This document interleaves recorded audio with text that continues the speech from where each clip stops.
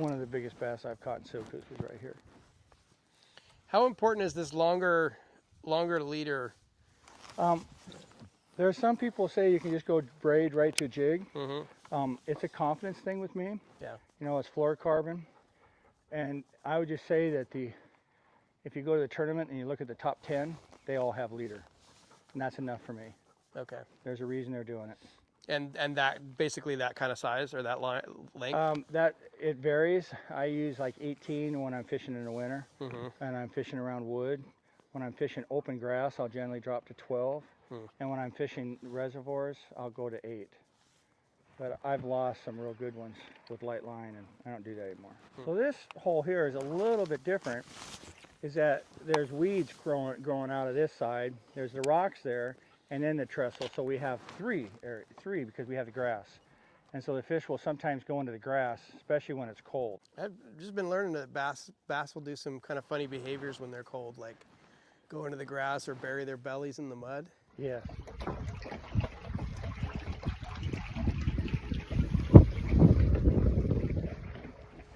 These are chatterbaits. Chatterbaits are the hottest lure out right now. It is a jig with a little bit of a crank in front. Makes it just wobble in the front of the water. Red is a hot lure during the winter. So you can see I have it on. Definitely imitates crawdads. The crawdads at this time of year are totally red. And as the season progresses then, I will go more to a green and red, as this one. This one here I've caught my biggest fish on during the spawn. Again, you know, a little small green one.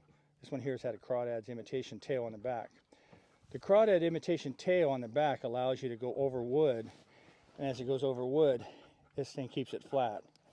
Where this one, which has a swim bait on it, which probably works better, but when you get around wood, it will want to turn. When it hits that turn and grab the wood, and you'll just be hung up all the time. So that's the difference between using two different chatterbaits. So I'll run this one down there real quick and we'll see how it does. So we're down at the outlet at Siltcoos Lake, and sometimes just because it's the outlet, it has a little bit of current, and it can attract some schooling of fish. Do you still find yourself exploring new territory? All the time. Yeah, all the time. I got to make sure a bank doesn't change on me. And so when you ask about pre-fishing is elimination. It's about not fishing something that you don't want to fish in a tournament. So a lot of times guys in pre-fishing will go, man, Jim didn't catch any fish pre-fishing. Well, I'm only going to fish the productive areas in a tournament. Right. So I may eliminate water pre-fishing. So from a boat, you're casting towards shore. If you were a bank angler and trying to do sort of imitate the same thing, what are you doing here from the bank as opposed to? So again, we're sitting on a hard pan bottom, and the rocks are over there, so that transition right at the edge of the rocks is where those bass are going to lie. Okay. They may actually lay in the rocks a little bit too, so you would want to cast out and shake into the rock. Yeah, sorry. The hook sets are free in the boat. Well, the last one didn't do much. I might have rubbed it. I might have pulled that against one of those rocks down there. But I've caught him here, I've caught him in there, and I've caught him there, but I've never caught one on the inside on that far side. So in tournaments, I don't fish on that far side of the inside. That makes sense. Now, as far as setting the hook when you're bass fishing, I see it a lot on internet videos. People really setting those hooks. How much of that is a learned game with people? I would say Jimmy Houston started that. Okay. He was the one that won, and we all copied Jimmy Houston because he won classics. Right. I do want to drive the hook into it. Yeah.